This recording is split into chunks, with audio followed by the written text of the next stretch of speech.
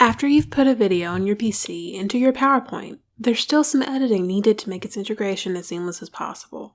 The size, position, and rotation can be controlled by the bounding box and the circle with an arrow, allowing you to place the video just like any other element on a PowerPoint slide.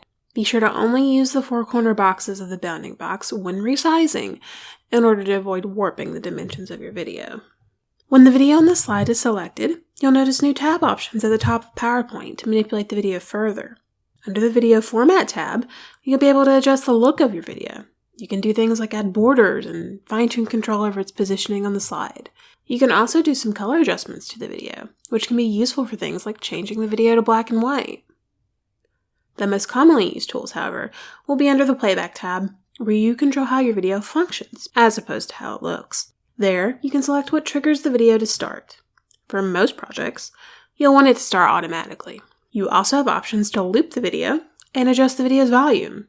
However, you have slightly more fine-tuned volume control using the volume slider in the video's playback bar.